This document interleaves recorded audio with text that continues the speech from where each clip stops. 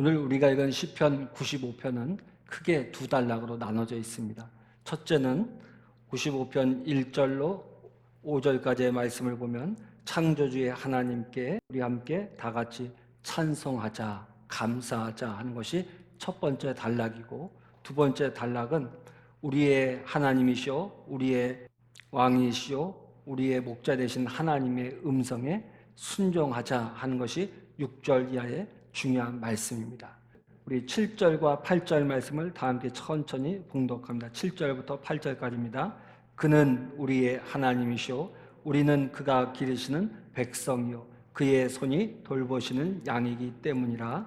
너희가 오늘 그의 음성을 듣거든 너희는 무리바에서와 같이 또 광야의 마사에서 지냈던 날과 같이 너희 마음을 완악하게 하지 말지어다.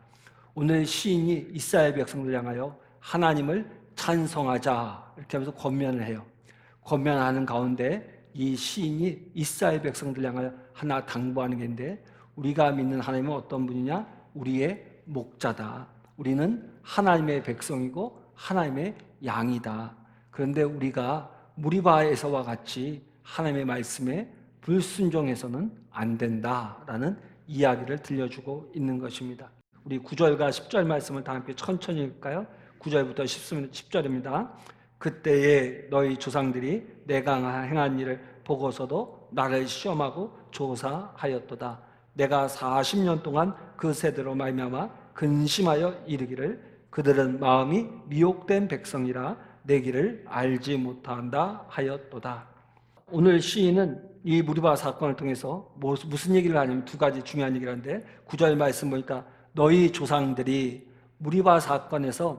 무리바에서 모세에게 원망과 불평했던 사람들이 나를 시험하고 조사하였다, 그렇게 이야기하고 있어요. 무슨 얘기냐면은 하나님께서 이스라엘 백성들을 애굽에서 건져서 광야로 인도하는 가운데 하나님께서 물이 없을 때 물을 주시고 먹을 것이 없을 때 만나와 메추라기를 먹이시면서 불기둥과 구름기둥으로 이스라엘 백성들을 인도하시고 보호하면서 이스라엘 백성들을 지금 무리바까지 이끌어 왔습니다.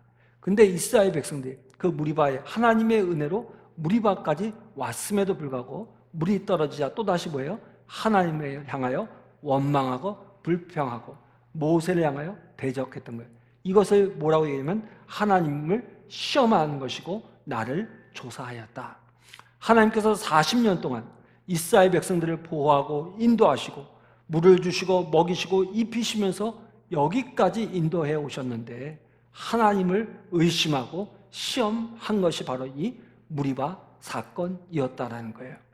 근데 저는 오늘 이 말씀을 읽으면서 어떤 찔림을 받았냐면, 오늘 예수 믿는 오늘 저와 여러분들이 오늘 이스라엘 백성들과 같지 않은가 하는 생각을 하게 되었어요. 오늘 저와 여러분들이 예수님 믿고 죄사함 받고 하나님의 은혜로 여기까지 온 줄로 믿습니다. 그럼에도 불구하고 우리는 하나님의 은혜를 여기까지 왔음에도 불구하고 인생의 크고 작은 어려움을 만날 때마다 우리는 오늘 이스라엘 백성들처럼 어떻게 합니까? 늘 하나님 앞에 원망과 불평을 쏟아낼 때가 너무 많이 있어요. 그래서 하나님을 시험하는 인생이 될 때가 너무 많이 있었던 것 같습니다. 자, 이렇게 하나님을 원망하고 근심하게 했던 이스라엘 백성들 향해서 오늘 시편 95편 10절 말씀 보니까 하나님께서 이렇게 말씀합니다. 10절 말씀을 다 함께 천천히 읽습니다.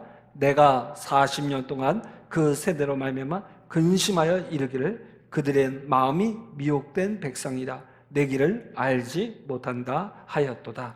한마디로 말하면 하나님께서 지난 40년 동안 이 목이 고든 이스라엘 백성들을 광야에서 인도해 왔는데 그들이 한 번도 하나님의 마음에 흡족한 적이 없었던 거예요. 하나님의 늘 무엇이 되었냐면 근심이 되었다는 겁니다. 그래서 오늘 시편 말씀을 하나님께서 내 마음에 근심이 되었고 이 백성은 어떤 백성들이다? 미혹된 백성이었다라고 책망하고 있는 것을 볼 수 있습니다. 여러분, 우리가 주님을 믿노라 하면서 하나님의 은혜로 여기까지 왔다고 고백하면서도 오늘 저와 여러분들이 오늘 이스라엘 백성들처럼 인생의 어려움을 만날 때마다 원망과 불평을 쏟아놓을 때가 얼마나 많이 있습니까? 사랑하는 성도 여러분, 기억하세요. 지난 세월 내 힘으로 살아온 것이 아니라 누구의 은혜로 여기까지 왔다? 하나님의 은혜로 왔음을 기억하시기를 바랍니다. 하나님의 은혜로 여기까지 왔다면 남은 생에도 누구의 힘으로? 하나님의 힘으로, 하나님의 은혜로 살아가게 될 줄로 믿습니다. 이것이 믿음이에요. 이 믿음을 가지고 있을 때 하나님의 근심이 아니라 하나님의 기쁨이 될 줄로 믿습니다.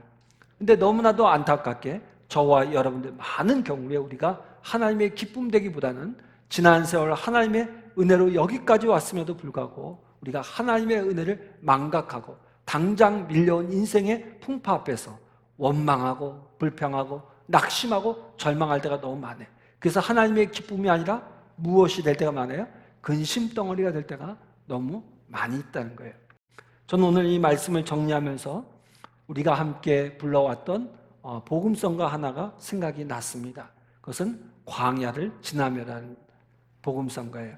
제가 왜 이 복음성가가 생각이 나냐면 이 복음성가를 지은 청년은 광야 같은 인생을 살면서 하나님 앞에 원망과 불평을 쏟아놓은 것이 아니라 하나님께서 내게 왜 이런 광야 같은 인생을 허락하셨는가를 생각했고 하나님의 선하신 뜻을 깨달았고 하나님을 더욱 의지한다는 면에서 이 찬양을 지었기 때문에 그렇습니다. 광야에 왜 내가 서 있을까? 하나님께서 내게 왜 광야를 허락하셨을까? 생각하면서 하나님의 뜻을 묻고 하나님의 길을 걸어가는 삶을 살았다는 거예요. 이런 면에서 찬양의 그 작사자는 오늘 시인이 이야기하는 이스라엘 백성들과는 정반대, 하나님의 근심이 아니라 기쁨의 삶을 살았다고 이야기할 수 있을 것입니다. 저는 바라기를 오늘 이 자리에 나온 여러분들이 하나님의 근심이 아니라 기쁨이 되시기를 바랍니다. 인생의 어려움을 만날 때 원망과 불평을 쏟아놓는 어리석은 자가 아니라 지난 세월 나를 지켜주신 그 하나님의 은혜를 기억하면서 나를 이곳으로 인도하신 하나님의 뜻과 섭리를 헤아리면서 하나님을 더욱 의지하고 믿음으로 나가는 하나님의 귀한 하나님의 백성들 되시기를 주의 이름으로 축원합니다.